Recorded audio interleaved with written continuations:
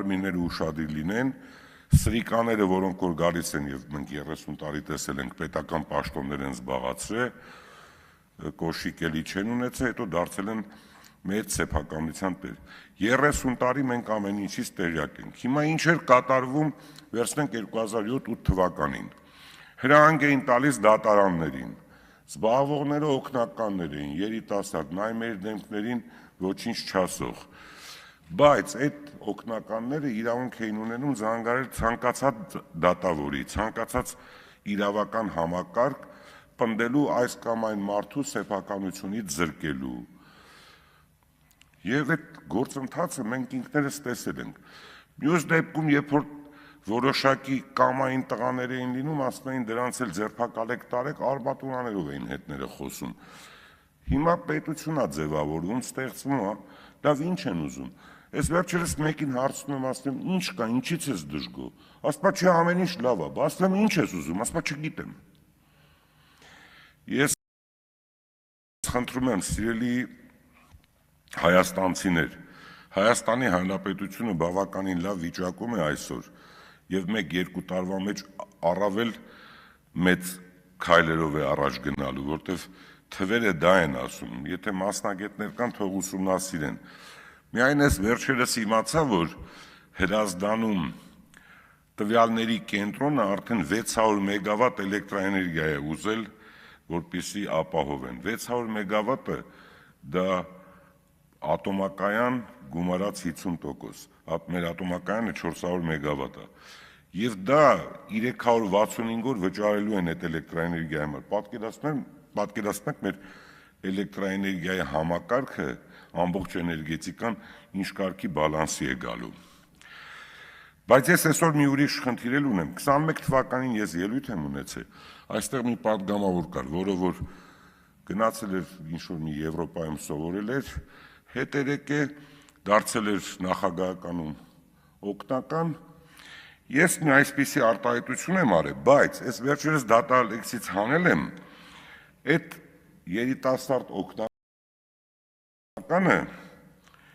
հիմա Հայաստանի Հանրապետությունում քրեական գործ կա, որով ինքը մեղադրվում է հակակոռուպցիոն համակարգի կողմից մոտ 16 շարժական ու անշարժ գույք, որոնցից միայն 11-ի արժեքը կազմում է շուրջ $8 միլիոն, $7 միլիոն ծախսված գումար, 4 թե 5 ընկերություններում բաժնետոմսեր և դեռ ինչքան էլ իրավապահները ուղղակի չեն կարողացել հայտնաբերել։ Բայց դատարանը որոշում է կայացրել, որպեսզի ես կարդամ մի դրվագ, որը 21 թվականին է եղել, և դա Արմեն Գևորգյանի մասին է խոսքը, դուք կյանքում բիզնես արել եք, բիզնես չի արել, բայց մի $100 միլիոն տեր եմ, միայն կենտրոնում 57 սեփականության իրավունք ունի, փաստական տվյալները չեն համապատասխանում իրականությանը, այսպիսի պահանջ է դրված եղել։ Բայց ես հիմա ուզում եմ մի բան ասել, հիմա ով է այդ խնդիրը լուծելու, երբ որ ես ինքս լավ հիշում եմ, որ համապատասխան պարոնը զանգարում էր դատարաններ, մարդկանց ունեզրկում էր, ունեցվածքը վերցնում էին, զանգարում էր իրավապահ ճնշումներ էին գործադրում, սրա պատասխանը, թեկուզ անցել է 16-17 տարի, 18 տարի, ով է սրա պատասխանը տալու։ Մենք խնդիրներ ունենք, որոնք որ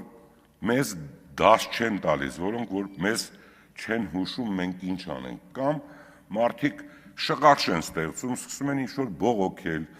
սուտ լուրեր, կեղծ լուրեր Հայաստանի Հանրապետությունում տարածում են տարբեր լրատվամիջոցների միջոցով։ Այս ամեն ինչը պետք է վերջ տրվի, պետք է բոլորը միանան և Հայաստանի Հանրապետությունը զարգացնեն, ինչ է իրանց ուզածը, ինչ են ուզում, որ ինչ անեն։ Չի լինելու, Հայաստանի Հանրապետությունը զարգանալու է, Հայաստանի Հանրապետությունը կառավարելու են քաղաքական գործիչները, որոնք որ չունեն մեծ հնարավորություններ, սովորական մարդիկ, սովորական ժողովրդի մեջից, լավ կրթություն ստացած և պետական գործադիր մարմինում և պարլամենտում և մնացած ինստիտուտներում։ Ես նորից ևս մեկ անգամ ասում եմ, հասարակությունը բավականին գիտակից է, հասարակությունը շատ լավ հասկանում է տարբերությունը, եթե չի հասկանում, նորից թող տարբեր լրատվամիջոցներ այդ ամեն ինչը ներկայացնեն, հանեք բոլոր նյութերը տարիներ, տասնյակ տարիներ առաջ ինչ է կատարվել, ինչ ձևով են մարդկանց հետ վերաբերվել, ինչ ձևով են կեղծել ընտրությունները եւ ինչ ձևով են կառավարել այս երկիրը։ Չհասկացանք, մենք ծնվենք մեր երկրում, ապրենք, մեր ունեցվածքից էլ տանք, ասենք, աջակցենք, որպեսզի մեր ուժային համակարգը ուժեղ լինի, վերջում իմանանք, որ ոչինչ Ստանդարտով, ասենք օրինակ անգլերեն են բառը, որը մենք փոխադարձ անգլերենում reciprocal։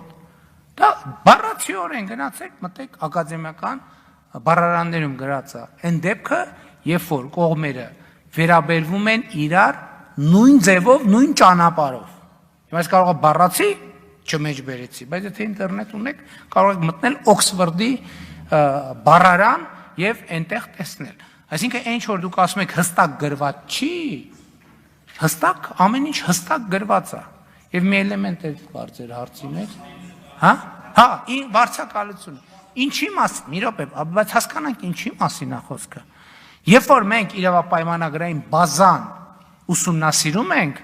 ուսումնասիրվում է այդ ընթացքում նաև կողմերի օրենսդրությունները։ Ես ասել եմ բազմիցս, որ խոսք է գնում, մենք չունենք վարձաճանապարհի վարձակալության ինստիտուտ մեր օրենսդրության մեջ ընդհանրապես գոյություն չունի։ Չենք կարող այդպիսի բան անել։ Եվ փոխարենը մենք բանակցությունների փուլից սկսած մենք մեր ամերիկյան գործընկերներին ասել ենք, որ մեր երկրում ինչ որ Միացյալ Նահանգներում դուք անվանում եք լիզ, դա մեր օրենսդրությամբ կոչվում է կառուցապատման իրավունք։ Եվ օրենսդրության մեջ կառուցապատման իրավունքը մեր օրենսդրության մեջ ինքը ունի հնարավորությունների շրջանակ։ Եվ այդ հնարավորությունների շրջանակի մեջ կա օրենսդրական հնարավորություն, որը մենք չենք ընդունել այդ հնարավորությունը, մինչև 99 տարով վարձակալության տալու։ Խոսքը գնում է օրենսդրական հնարավորության մասին։ Հաջորդը մենք այդ կառուցապատման իրավունք, ոչ թե վարձակալություն, այլ կառուցապատման իրավունք։ Ընդ որում, ինստիտուտի առանձնահատկությունը ինչ է։ Ինստիտուտի առանձնահատկությունն է, որ այդ ժամկետի լրանալուց հետո ամբողջ ինչ կա այդ տարածքում ներդրումները դառնում են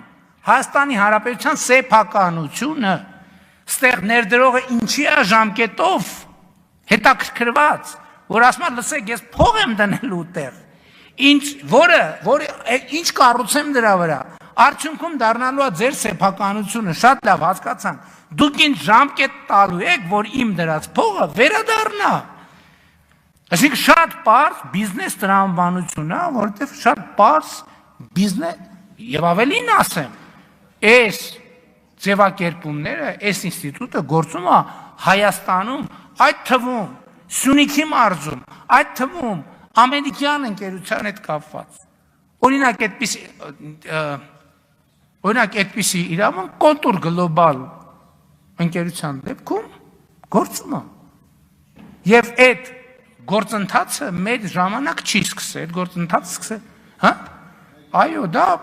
Որոտանի կասկադի մասին է խոսքը։ Եվ Հայաստանում եւ կառուցապատման իրավունքներ, եւ կոնցեսիոն կառավարման մեխանիզմներ գործում են։ Այս ինչ, ուրեմն ես ձեզ ասում եմ պատասխանատու կերպ